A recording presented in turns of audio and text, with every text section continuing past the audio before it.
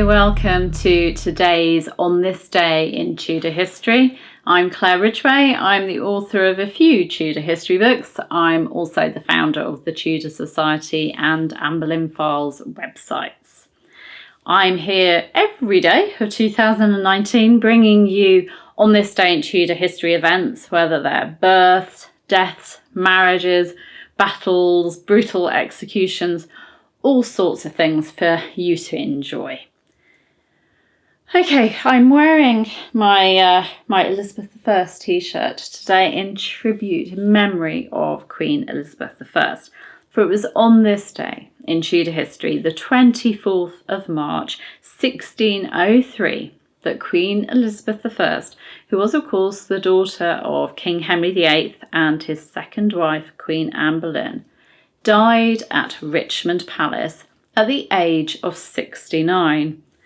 Now, she'd been the third of King Henry VIII's children to reign over England, to be monarch, and she reigned for far longer than her siblings, Edward and Mary. She ruled for 44 years and 127 days. And her reign has gone down in history as a golden age, and Elizabeth I has gone down in history as Gloriana, the Virgin Queen, and Good Queen Bess. She was and is an iconic monarch. I think everybody recognises, her portrait, knows who she was. She really has gone down in history as a famous monarch and one of the greatest monarchs that England has had. Now, on the 14th January 1603, Elizabeth moved with her court from Whitehall Palace to Richmond Palace, which she viewed as her warm box and a place where she could best trust her sickly old age. Elizabeth, at this point, was full of cold. She was feeling really quite bad. And she was also very depressed, very, very down. She'd had a difficult few years, what with the execution of her former favourite, Robert Devereux, Earl of Essex, in 1601. And she'd also had the death of her great friend and advisor, the man who'd been with her from before she even became queen, William Cecil Lord Burleigh, who died in 1598. And she'd had various other people close to her, die over the last few years. Her depression worsened when she received news of the death of another good friend. That was Catherine Howard, not to be confused with Catherine Howard, fifth wife of Henry VIII. This Catherine Howard was the Countess of Nottingham, descended actually from Mary Boleyn. And she died in February 1603. And that was a devastating blow for Elizabeth. All these people around her were, just going. She was being left behind.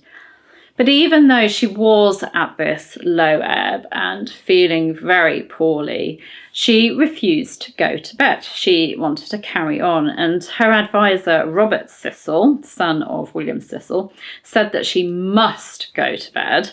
But she is said to have replied, "The word must is not to be used to princes, little man, little man. Ye know I must die, and that makes you so presumptuous."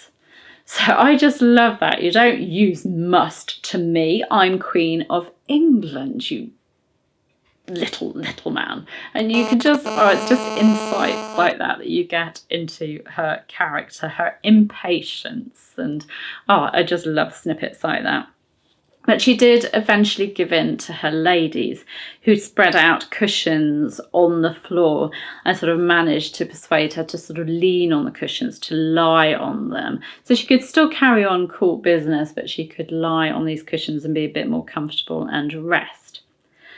Sir Robert Carey, Earl of Monmouth and grandson of Mary Boleyn, recorded Elizabeth's last days, and I'll read it to you. On Wednesday, the 23rd of March, she grew speechless. That afternoon, by signs, she called for her council, and by putting her hand to her head when the King of Scots was named to succeed her, they all knew he was the man she desired should reign after her. About 6 at night, she made signs for Archbishop Whitgift and her chaplains to come to her, at which time I went in with them, and sat upon my knees, full of tears, to see that heavy sight. Her Majesty lay upon her back, with one hand in the bed, and the other without. The bishop kneeled down by her, and examined her first of her faith, and she so punctually answered all his several questions by lifting up her eyes and holding up her hand, as it was a comfort to all the beholders. Then the good man told her plainly what she was and what she was to come to, and though she had been long a great queen here upon earth, yet shortly she was to yield an account of her stewardship to the King of Kings. After this he began to pray, and all that were by did answer him. After he'd continued long in prayer till the old man's knees were weary, he blessed her and meant to rise and leave her. The Queen made a sign with her hand. My sister Scroop, knowing her meaning, told the bishop the Queen desired he would pray still.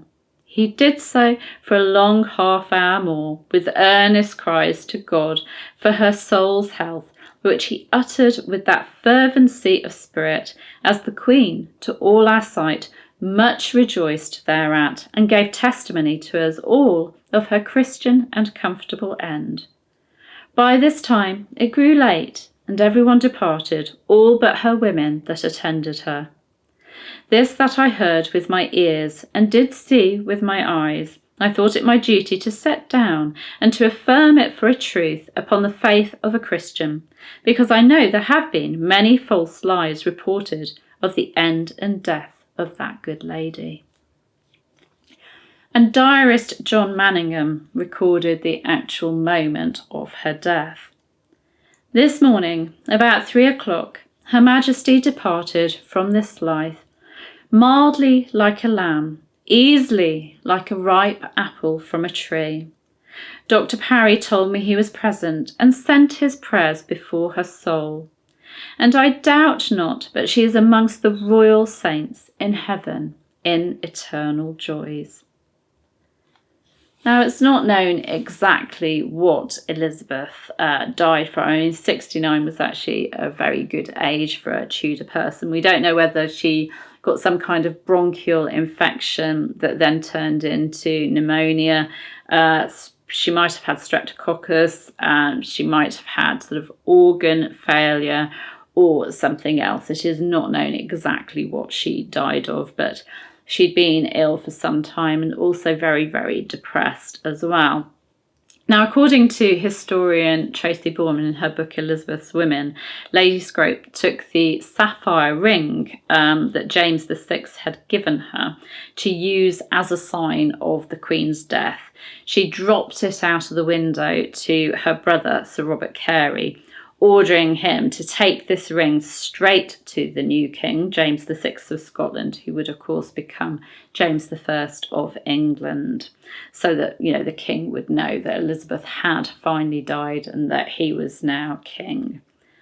Elizabeth was the last monarch to sit on the throne for the House of Tudor, and it was the son of her nemesis, Mary, Queen of Scots, who succeeded her and then established the House of Stuart on the English throne. Elizabeth's remains were buried in Westminster Abbey in the vault of her grandfather, King Henry VII, until she was moved in 1606 on the orders of King James I to her present resting place, which is a tomb in the Lady Chapel in Westminster Abbey, which she shares with her half-sister Mary I. Not that you would know that Mary I is buried in this tomb from just looking at it, because it's only Elizabeth's effigy that you see on top, although there is an inscription to both sisters. Now, Elizabeth, her reign might not have been a true golden age for all of her subjects, but she did achieve a significant amount in her 44-year reign. And I'm actually quoting from my book, Illustrated Kings and Queens of England here.